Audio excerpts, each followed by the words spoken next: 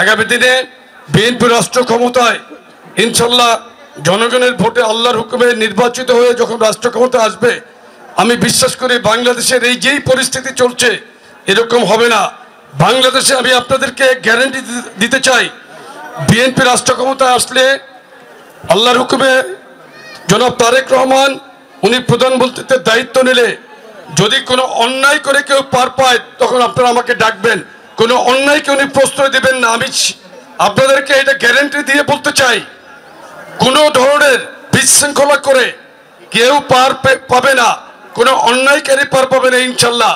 উনি প্রত্যেকটা ব্যাপারেই কিন্তু সজাগ দৃষ্টি রাখছেন। এখন কিন্তু রাষ্ট্র ক্ষমতায় আমরা নাই, এখন প্রশাসনে আমরা নাই, কিন্তু বুঝতে হবে আমরা নির্বাচন কেন চাচ্ছি। মানুষের জনগণের অধিকার আদায়ের জন্য আমরা নির্বাচন চাচ্ছি। নির্বাচনের মাধ্যমে জনগণের ভোটের অধিকারের মাধ্যমে যখন কেউ রাষ্ট্রীয় ক্ষমতা আছে তখন তার জনগণের প্রতি দায়বদ্ধতা থাকে, তাকে জবাবদিহিতার মধ্যে থাকতে হয়।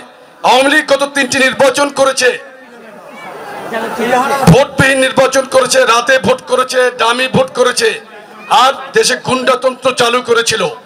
এই নারায়ণগঞ্জে আওয়ামী লীগের সন্ত্রাসী বাহিনীরা যে অত্যাচার করেছে, শামীম ওসমান সহ শামীম ওসমানের পরিবার, অয়ন ওসমান, আজমেরি ওসমান, শাহ নিজাম এবং তাদের যে দোসররা এই এলাকায় যে গুন্ডামি করেছে, বিএনপি রাষ্ট্রীয় ক্ষমতা আসলে কেউ পারবে না ইনশাল্লাহ।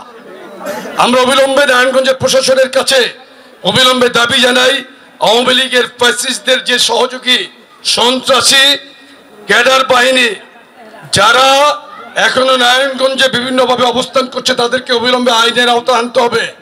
এবং আমি আমাদের দলের প্রতি বিশেষভাবে কঠোর নির্দেশনা দিচ্ছি, কোনো অবস্থাতেই কোনো আওয়ামী লীগের অনুপ্রবেশকারীকে কেউ যদি সুযোগ দেয়, আওয়ামী লীগের, যুবলীগের, ছাত্রলীগের কাউকে কেউ যদি কোনো প্রকার সুযোগ দেয় কোথাও, যে চিহ্নিত হবে সেই কিন্তু পানিশমেন্টের আওতায় আসবে। কিন্তু এটার কিন্তু কোনো ক্ষমা নেই।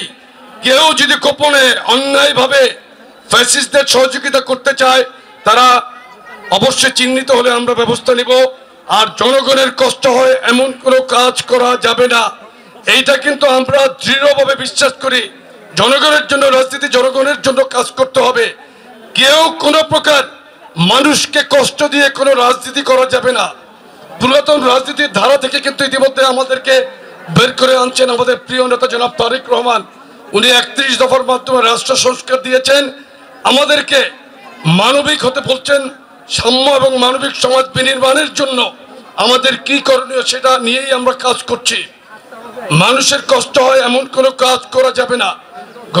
গতানুগতিক রাজনীতির বাইরে আমরা মানুষের কল্যাণের রাজনীতি করতে চাই। আপনাদের সকলকে ধন্যবাদ। যারা এখানে সাহায্যটা দিবেন তারা শুধু চেয়ারে বসে থাকবে। রনি আর সাদেক তোমরা নিচে নামো, আমি নিচে নেমে সবার হাতে হাতে এটা যতটুকু সম্ভব দিতে চাই।